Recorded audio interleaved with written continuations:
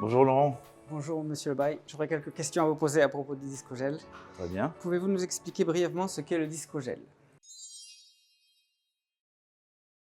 Le discogel, en fait, c'est un dispositif médical implantable.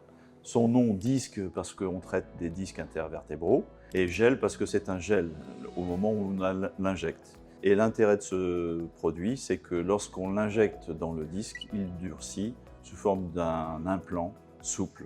Voilà. Voilà ce que c'est que ce produit-là. Et il consolide le disque.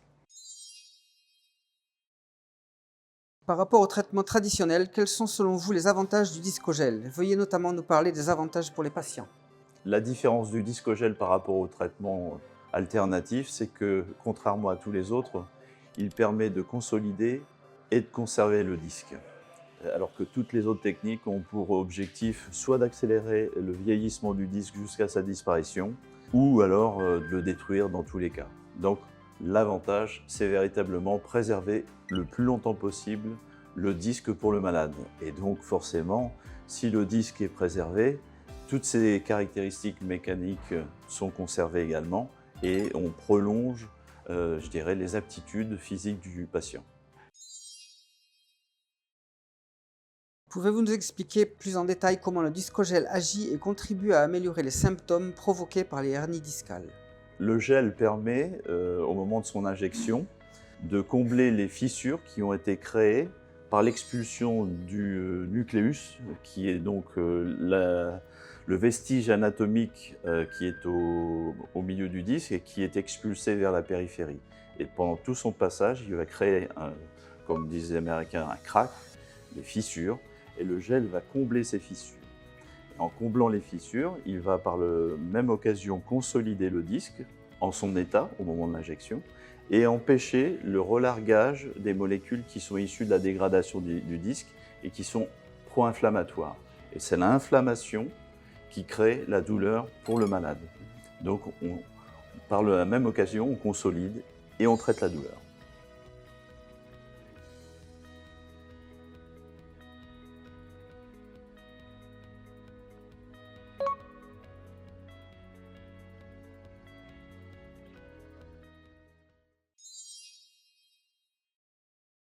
Concernant les coulisses du développement et la sécurité, comment s'est déroulé le développement du discogel dans les grandes lignes? Dans les grandes lignes, de toute façon, toute aventure, quelle qu'elle soit, c'est une aventure d'homme.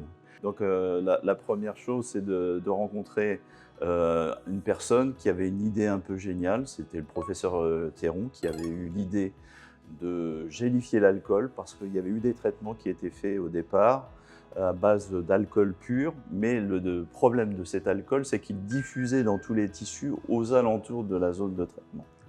Et son idée première était de le limiter à son point d'injection, en le gélifiant. Mais il n'avait pas, à l'époque, c'est comme toute science, on a des vérités premières, mais les connaissances évoluent. Il n'avait pas eu la notion de ce qu'on sait maintenant, c'est-à-dire de combler les fissures, d'avoir cet effet anti-inflammatoire. Il était pourtant constaté cliniquement, mais depuis on connaît un peu mieux les choses. Donc un médecin, bien sûr des compétences pour derrière utiliser ces connaissances médicales pour les transformer en termes de fabrication, d'enregistrement auprès des autorités, avec des développements industriels. Et là encore, il faut trouver des bons partenaires, c'est toujours une histoire d'hommes, voilà, et de personnes qui croient autour d'un projet. Qui est-ce qui a eu l'idée de la cellulose? Celui qui a eu l'idée d'utiliser la cellulose comme implant, c'est le pharmacien du CHU de Caen, qui est désormais à la retraite, tout comme le professeur Théron.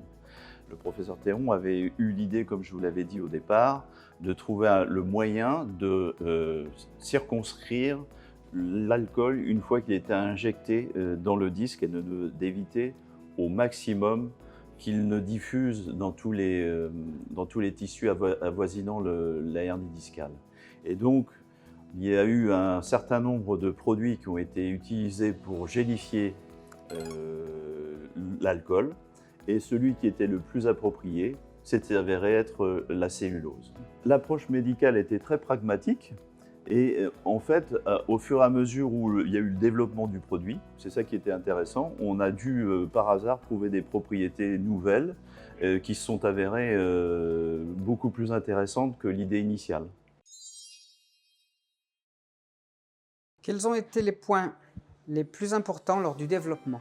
Les points les plus importants, c'était déjà d'avoir des éléments scientifiques qui prouvaient que le produit avait une certaine efficacité et une bonne tolérance. Parce que sans efficacité et bonne tolérance, eh bien, il n'y a pas d'avenir pour un produit. Donc on a eu la chance que le professeur Théron, qui était à l'origine du traitement, ait essayé sur des patients directement, et par l'idée de ce concept qu'il avait développé, et il a trouvé que petit à petit, il y avait des résultats très positifs. Et derrière, moi en tant qu'industriel, j'ai ajouté des essais cliniques supplémentaires et des essais sur des animaux, enfin toute la batterie de ce qui est nécessaire pour faire en sorte que le produit soit enregistré. Donc les étapes en fait se font toujours. Là, elle s'est fait un peu à part. Habituellement, on part de la science, on part de propriétés chimiques, etc. et on passe à la clinique.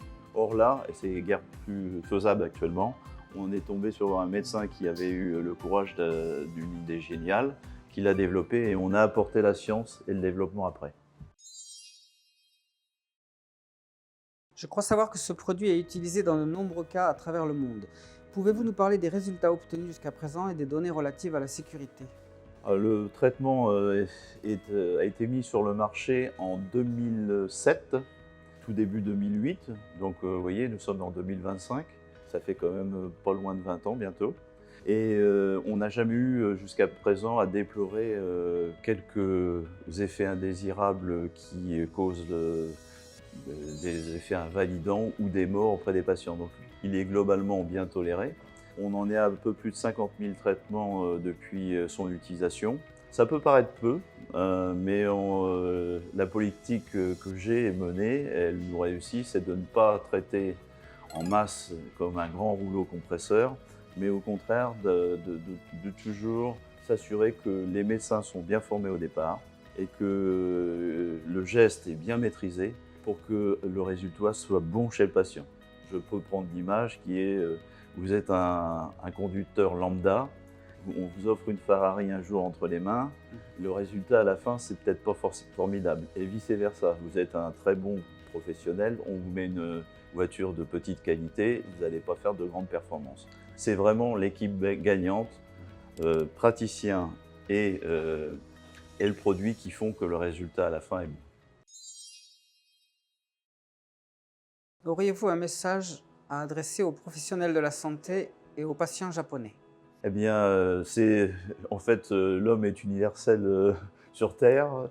Euh, les hernies discales sont partout les mêmes dans le monde, et donc les patients souffrent des mêmes problèmes.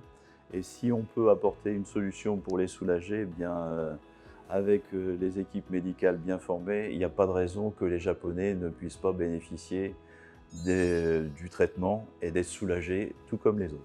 Donc je leur souhaite le meilleur entre les mains des professionnels japonais. Quelles sont vos attentes concernant la diffusion de la méthode Cell-Gel utilisant Discogel auprès des médecins et des professionnels de santé japonais?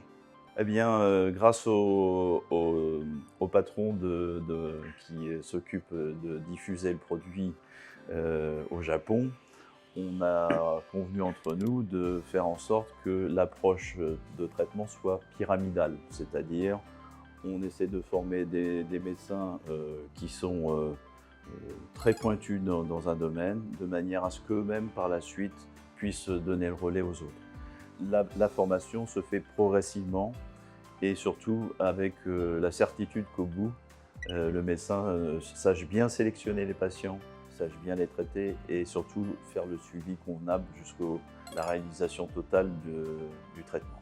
Donc ça, c'est grâce aussi à la personne qui, au Japon, s'occupe du développement du produit dans l'essai clinique et le diffuse au Japon. Pour finir, auriez-vous un message à adresser aux patients japonais qui souffrent de hernie discale? Eh bien, D'abord, il faut savoir que la solution que nous proposons, elle n'est pas pour toute hernie discale. Ça, c'est un point très important. Il ne faut pas donner de fausses promesses à des patients parce que quand on souffre, on veut une solution. Mais il ne faut pas prendre n'importe quoi pour n'importe quelle raison, d'une manière générale, et encore plus dans le cas du viscogène. Il y a des besoins je dirais de diagnostic médical qui doit être fait et qui soit combiné et superposable à l'imagerie. On est dans un monde de l'image, tout le monde fait confiance à l'image, à tort plus qu'à raison d'ailleurs maintenant, avec l'IA et j'en passe. Et donc il est très important que les patients aient en tête que c'est pas automatique. Le discogène n'est pas forcément fait pour traiter toutes les hernies discales, mais quand c'est bien posé, quand on a vraiment bien identifié et éliminé toutes les causes qui pourraient ne pas fonctionner, ça marche pratiquement à plus de 80%. Je vous remercie. Bien, merci Je vous en beaucoup, prie. Michael.